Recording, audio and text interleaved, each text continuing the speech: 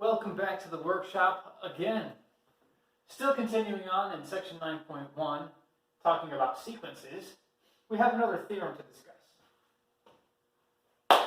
All right.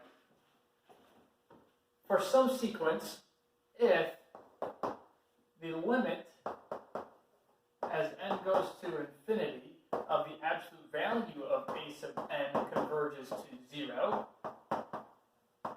then we must have that the sequence without the absolute values also converges to 0. The limit as n goes to infinity of a sub n is also equal to 0. If all of our terms were positive, then this would simply be exactly the same thing. If they were all negative, then it would be coming up to 0 for the actual terms, and it would be coming down to 0 for the absolute value of the terms. So coming down to 0 versus coming up to 0. Okay? But if there's eventually, if it's oscillating between values but converging, so it could be oscillating, in which case it might look like something like that. It oscillates, but eventually those oscillations become smaller and smaller. This is probably the easiest situation, or the most helpful situation that this theorem is. Getting rid of those oscillations would be easiest. Okay? Of course, in this case, since we're looking at a sequence, we only have individual terms, not a continuous function. But according to a couple videos ago, we can also consider the continuous function version of these things as well. All right, so for this example, we want to determine if the sequence with the given nth term converges, and if so, of course, find the limit. But again, the convergence is defined by whether limit exists, so we will find the limit to help us. So our nth term is given by -1 raised to the nth power times n factorial divided by 2n factorial. So let's see here. I wrote down the question twice so I can get rid of this copy here. And I want to recall a moment that if I were to take an integer value, a positive integer value, or a non-negative rather, because 0 is fine, k factorial is equal to k times k minus 1 times k minus 2 all the way down to 2 times 1. Okay. So that's what a factorial is. So the limit as n goes to infinity of the absolute value of a sub n is equal to the limit as n goes to infinity of the absolute value of -1 raised to the nth power times n factorial divided by 2n factorial. Now the absolute values, all that they're going to do is get rid of the negative sign. So I can just simply remove the -1 to the nth power.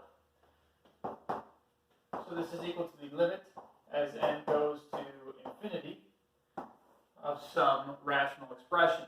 Again, I can simply remove the -1 to the nth power because that's all that the absolute values get rid of.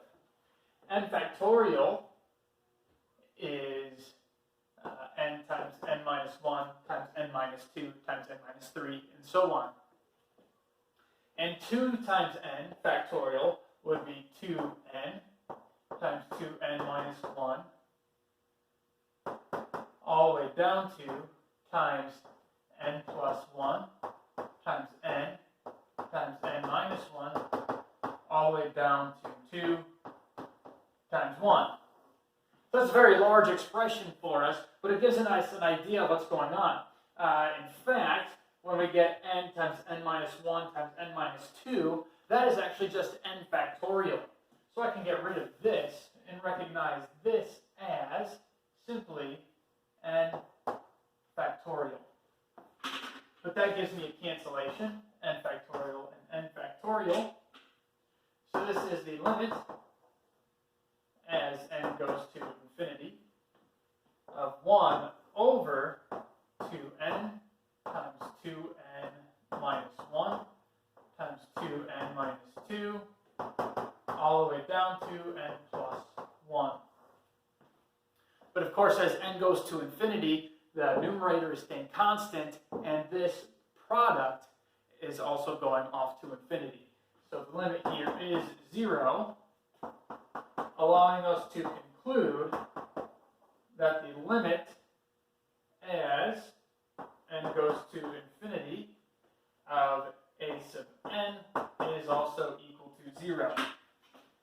Now, technically, we didn't evaluate the limit of a sub n until exactly right here, whereas this, being part of this theorem, allows us to conclude that the sequence does actually converge.